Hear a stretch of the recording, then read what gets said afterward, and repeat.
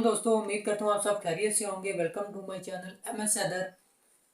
आज का हमारा टॉपिक फैटफ के हवाले से है। FATF FATF। आप लोगों ने अक्सर सुना होगा, फैटफ ने फ़लान कंट्री को ग्रे लिस्ट कर दिया, फ़लान कंट्री को ब्लैक लिस्ट करने वाली है, etcetera.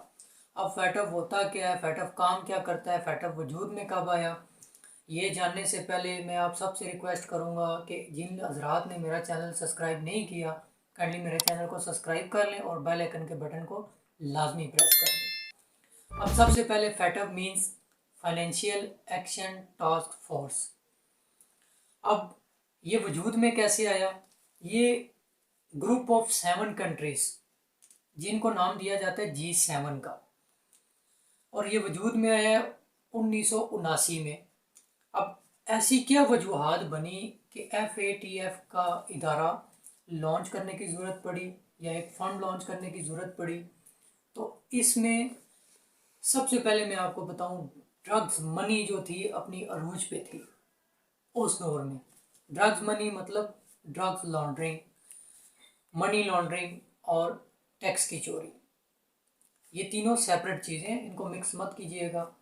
Drugs money means drugs की लेन देन करके जो पैसे आते हैं उसको ड्रग्स मनी का नाम दिया जाता है। और मनी लॉन्ड्रिंग सेपरेट है, किसी तरह का भी पैसे एक मुल्क से दूसरी कंट्री में लेके जाना छुप के, गवर्नमेंट से छुप के। और टैक्स चोरी का तो आपको पता है, बड़ी बड़ी कंपनीज जो हैं और बड़े बड़े रिच मैन्स जो हैं और बड़ी बड़ी जो क्या नाम है ऐसे कहते हैं इंडस्ट्रियल्स हैं, ठीक है, उस दौर में इन्होंने टैक्स चोरी करना शुरू कर दिए थे, मनी लॉन्ड्रिंग। और मेन जो इसमें मसला आ रहा था पूरी दुनिया में कंट्रीज़ को, वो था ड्रग्स लॉन्ड्रिंग का। अभी ग्रुप ऑफ 7, इसमें कौन कौन से ममालिक शामिल थे जिन्होंने ये मीटिंग की, और उनकी मीटिंग की जो एंड रिज़ल्ट निकला उसके जो एक उन्होंने डिसीजंस लिया कि भाई ये इदारा हम कायम करेंगे FATF। इसमें कौन कौन से कंट्री शामिल थे? इससे पहले France, Canada, USA, Italy, United kingdom और जर्मनी, ये 7 मुल्क का एक ग्रुप बना था जिनको G7 का नाम दिया गया था। इन्होंने मिल के ये FATF को कायम किया था। अब कायम तो कर दिया, अब इसका काम क्या था? इसका काम था पूरी दुनिया में जितनी कंट्रीज़ हैं ना, उन पे नज़र रखना कि भाई कौन सी कंट्री में मनी लॉन्ड्रिंग हो रही है, कौन सी कंट्री में ड्रग लॉन्ड्रिंग हो रही है, या कौन सी कंट्री में टैक्स लॉन्ड्रिंग हो रही है। लेकिन आजकल FATF में एक और, यानी कि इन्होंने रूल भी डाल दिया है। जब से 9/11 हुआ ना, तो इसमें एक और इन्होंने रूल अप्लाई कर दिया कि इसमें ये चीज़ भी देखी जाएगी हर कंट्री में, वो है टेरर फाइनेंसिंग। अब टेरर फाइनेंसिंग क्या है? टेररिज्म को सपोर्ट करना, सपोर्ट करना या बिल्कुल चुप हो जाना, बोलना ही ना उसके बारे में। ऐसी कंट्रीज़ को भी ग्रे लिस्ट में डाल दिया जाता है। अब जब से 9/11 हुआ, 9/11 अब किया पता नहीं किसने और मत्थे किसके डाल दिया, आप सब ज़्यादा बेहतर जानते हैं। मेरा जो अपना मौक़िफ़ है, मैं तो अक्सर सोचता हूँ कि यार एक अनडेवलप्ड कंट्रीज़ के एयरपोर्ट पे चले जाए ना, तो आम बंदा अंदर नहीं जा सकता, ठीक है। वो जिसके पास टिकट और चीज़ें होंगी वही अंदर, जो ट्रैवल करते हैं वो लोग बेहतर जानते होंगे इस चीज़ को कि बड़ी सख्ती सिक्योरिटी होती है। तो इतनी वेल डेवलप्ड कंट्रीज़ में ऐसे कैसे पॉसिबल है कि ब्लास्ट मटेरियल के साथ एरोप्लेन को हाईजैक करना और फिर 9/11 वाली बिल्डिंग के साथ टकराना? 9/11 असल में डेट है, बिल्डिंग्स और हैं जिनके साथ टकराया गया था। खैर ये एक अलग टॉपिक है। तो FATF का इदारा वजूद में आया, इन्होंने कंट्रीज़ में नज़र रखना शुरू कर दी। फिर इस कंट्रीज़ में और कंट्रीज़ ऐड होना स्टार्ट होगी। अभी गालबन 39 या इससे भी ज़्यादा कंट्रीज़ जो हैं इस इदारे में शामिल हैं, जिसमें हमारा पाकिस्तान भी है, चाइना भी है, इंडिया भी आ जाता है। FATF कैसी कंट्रीज़ को ग्रे लिस्ट करती है और ब्लैक लिस्ट करती है? सिंपल, जिस कंट्री में मनी लॉन्ड्रिंग हो रही हो, टेरर को सपोर्ट हो रहा हो, टैक्स की चोरी हो रही हो, ठीक है, तो अगर उनको यकीन हो या शक हो जाए, ऐसी कंट्रीज़ ग्रे लिस्ट में चली जाती है। और जिन पे पक्का यकीन हो कि यार वाकई इस कंट्री में टेरर को सपोर्ट किया जा रहा है और या मनी लॉन्ड्रिंग, करप्शन या टैक्स की चोरी कंफर्म है, 100% हो जाए, बाकी कंट्रीज़ भी इस पे सिग्नेचर कर दें, तो ऐसी कंट्रीज़ को ब्लैक लिस्ट कर दिया जाता है। वो आई थिंक ईरान और नॉर्थ कोरिया ब्लैक लिस्ट है। अभी मैं आपको एक चीज़ बताऊं जो इसमें मेन समझने वाली है। ऐसा नहीं होता कि भाई इधर से एक रिपोर्ट आई जी फलान कंट्री में टेरर स्पॉट हो रहा है या मनी लॉन्ड्रिंग हो रही है तो बस जी ऑर्डर आ गया FATF का कि इनको ग्रे लिस्ट कर दो या ब्लैक लिस्ट कर दो। इसका पूरा एक प्रोसीजर होता है। अब जैसे हमारी एशियन कंट्रीज़ हैं, इसमें एक ग्रुप बना हुआ है, एशियन पैसिफिक ग्रुप। वो नज़र रखता है कंट्रीज़ पे। जिस कंट्रीज़ पे उसको शक होता है ना कि यार इस कंट्रीज़ में टेरर स्पॉट हो रहा है, मनी लॉन्ड्रिंग हो रही है या टैक्स की चोरी हो रही है, वो जाके एक रिपोर्ट तैयार करता है।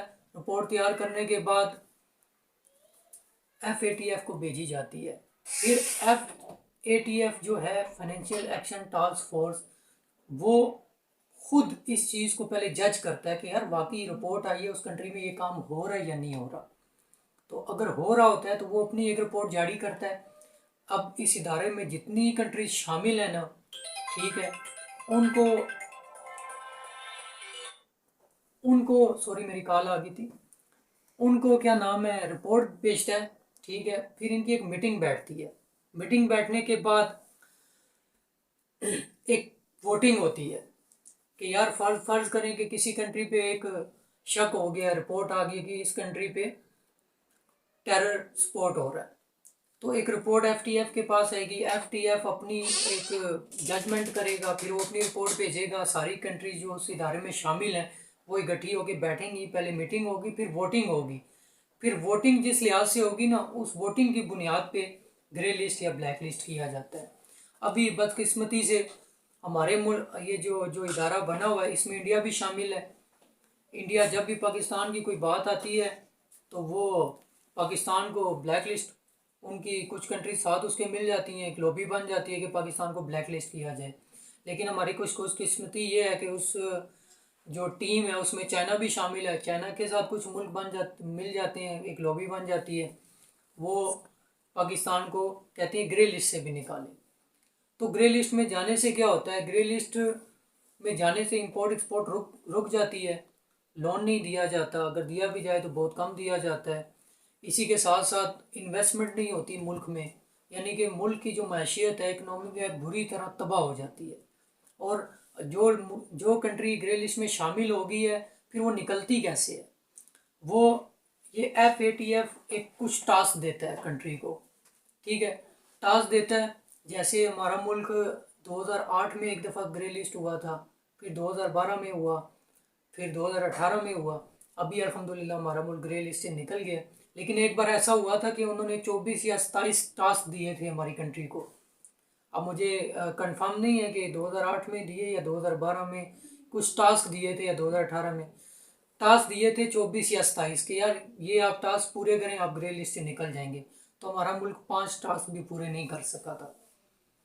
तो इसी तरह ही है कि जब आप किसी कोई कंट्री ग्रे लिस्ट में शामिल हो जाए ना, तो फिर FATF बाकी कंट्रीज़ के साथ मिल के एक मीटिंग होती है, एक कुछ टास्क रखे जाते हैं, वो उस कंट्री को दिए जाते हैं।